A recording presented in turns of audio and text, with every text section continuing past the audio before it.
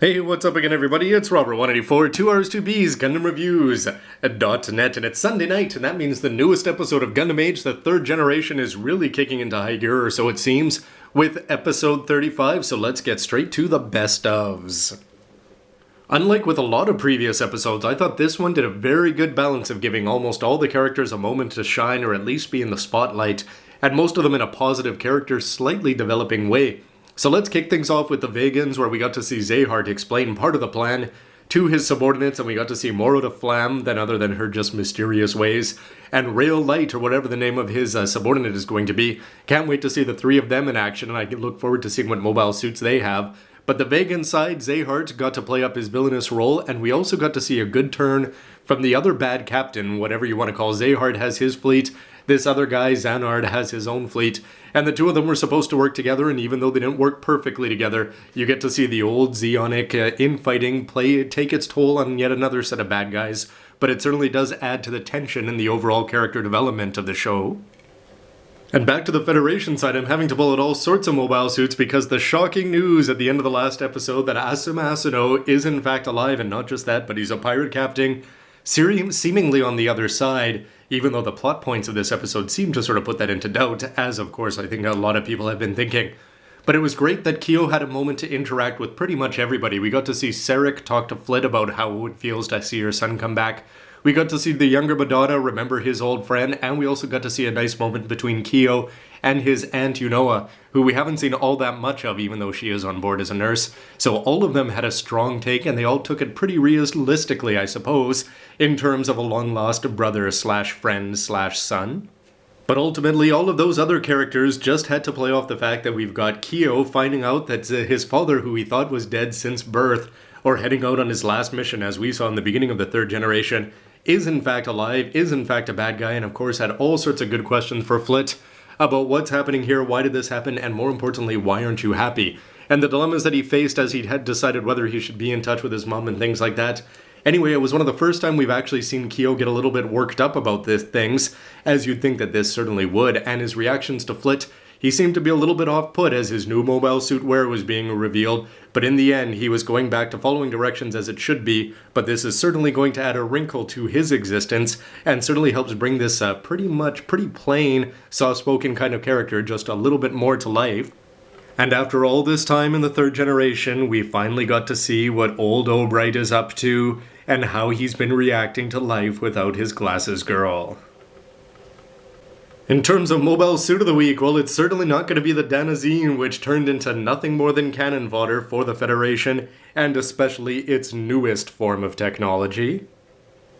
In the form of the Gundam Age 3 getting its third wear thanks to the magic of the Age system, it certainly was a little bit outclassed in space last week and needed an upgrade. We've already seen the Fortress on the ground, but we got to see the debut of the Orbital as Kyo headed out in the core fighter there on the back. We got to see it come out, transform, had a nice sequence, and we got a nice explanation at the beginning of all of its thrusters, etc. And it certainly looks really good, and of course it brings up the question of if you're fighting in space and you've got a space-only mobile suit or mobile armor, why do they need to have legs? But anyway, the Orbital seems to get around that by having the toes at least pointing downwards. And anyway, it's going to look pretty exciting, I think, on the shelf to have the blue variation, the red variation, and then the Fortress with its black kind of cannons all over the place.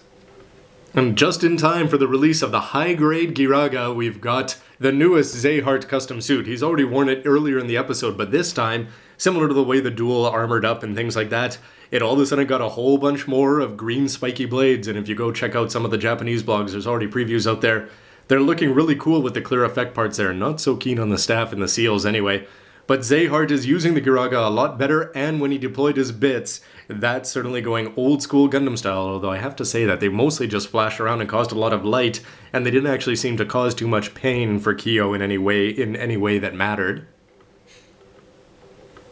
But something I find hard to believe in an episode that's supposed to set itself up both as a commercial for the high-grade Giraga and for the Orbital, of course this being its debut, but the mobile suit that stole the show for me was the bad guy Xanard. He got into a giant gorilla-like blue mobile suit/armor. Of course it looked more like a mobile suit as I looked carefully. It's got legs and a big baboon tail kind of thing. Well, I don't even know if baboons have tail, but it looked like a massive gorilla, and it certainly played a cool role, even though they were going low-tech and shooting nets, as it became clear that their target this episode was to steal the Gundam, which is certainly a nice way to get your hands on new technology. But this kind of blue suit, can't imagine it getting a model form, but it did have a very nice debut, and I'd say it was better than what we had Asum fighting at the end of the second generation from the Vegan perspective. Lots of good scenes in this episode, but how about the ending one, which certainly was very exciting, where we got the first honest to goodness complete cliffhanger that I can seem to recall. We've had some good ones, but this was what happened at the end because we had a pincer attack. The Danazines, the nets were ineffective, but you had Zahart fighting well and the bits, and then you had that gorilla as Xanard got his Zamdrag's hands on the H3, and all of a sudden it became very clear that it's going to be stolen, and if you saw the name of the episode of next week's episode in the preview, it certainly looks like he may have succeeded, although why he blasted him with his massive chest cannon. Anyway, either way, whether it was stolen, blown up, destroyed, and are we already on to Age 4? Anyway, it was a great way to end the episode and certainly sets things up well in terms of anticipation for next Sunday. For other noticeable moments, I already said the Giraga had a great re-debut, if you want to call it that, but anytime that the lead bad guy, especially in a red mobile suit, starts sending out funnels/bits, all of a sudden you know that the episode is picking up in pace and excitement. And in terms of straight-on battle action, it was great to see Kyo both get worked up as a character at the beginning, and certainly developing his skills, probably helped by the fact that he's got a space custom mobile suit in the H3 orbital, but you just got to see him dodging all over the place between the nets, and we got to see a little bit of his super pirate pilot father, Asum Asano, as his X-Rounder abilities are certainly developing, and he was looking like a real ace out there.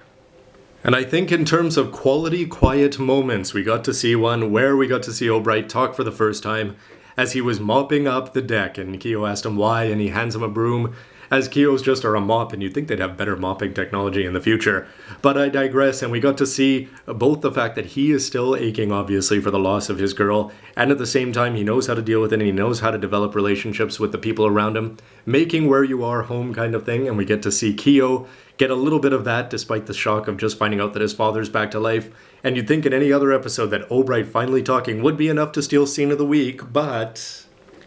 maybe it's just me, but this episode had great action across the board, but my favorite moments still were the first 5 minutes where we actually got to see a lot of the characters interacting. We got to see the Divas crew talking to each other about the big revelation, about Asum being alive and a super pirate pilot, and we got to see the reaction between Sarek and Flit, and then we got to see Yunoa, and we got to see Mr. Madonna and the quiet satisfaction that his friend is still alive. Anyway, that was my favorite part of the episode, and I'm glad that they didn't just brush this under the carpet or anything like that. That Kyo's father is alive, and he's going to continue to play a large role in their lives, and in terms of the plot, especially thanks to the message capsule. But in a strong episode, it was still the quiet character moments that were my favorites. So overall, I thought this was a rock-solid episode in terms of performance for the reasons that I've already outlined. But overall, we got to see all sorts of cool things, and I hardly even talked about the plot, but yes, there's a something or other out there, and it's the culmination of all of the hidden technology that the Federation seems to have in terms of mobile suits and weapons of war, etc. And anyway, both sides, of course, are trying to get their hands on it, which seems to be why you've got Asum out there as a pirate sending around and searching for this magical trove somewhere on a small asteroid, or so it seems.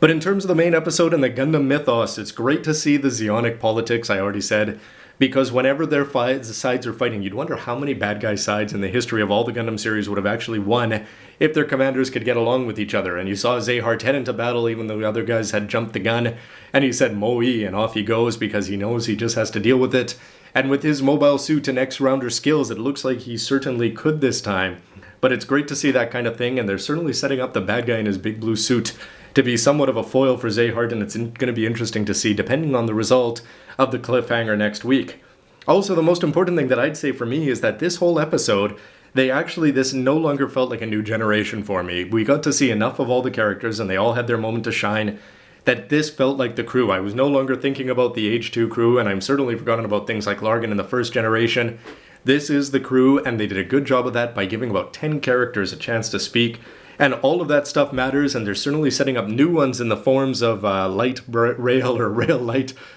system, or whatever whatever the name of Zahart's subordinate is going to be, and Flam and things like that. Not to mention the bad guy General Xanard, and we've got things that are progressing in terms of character and plot, and all of a sudden that's really all you can ask, combined with the fact that Kyo actually showed a little bit of character, and if your protagonist is actually seeming to be alive, then all of a sudden you know that the show seems to be picking up in quality anyway. But those are just my thoughts, so why don't you let me know yours? Everything that I've said is just subjective opinion, and I'm sure that you've got your own, so please throw that down below so that other people can see that and get a whole plethora of ideas. And of course, stick around for episode 36. Can't wait to see the fate of the big blast to the gut. It sort of reminds me of the end of Best of Both Worlds, except with a little less drama, as we're going to find out, especially given the name of the next episode, with the Stolen Age 3, so why don't you stick around for that? And in the meantime, thanks for watching, and stay tuned for lots more reviews. New kits coming out, including more high grades have been announced. Especially, it seems like more people are going to be getting their hands on the Gundam technology, which is always exciting, because, you know, those are going to get turned into HG and AGs. Anyway, everybody, we'll see ya next week.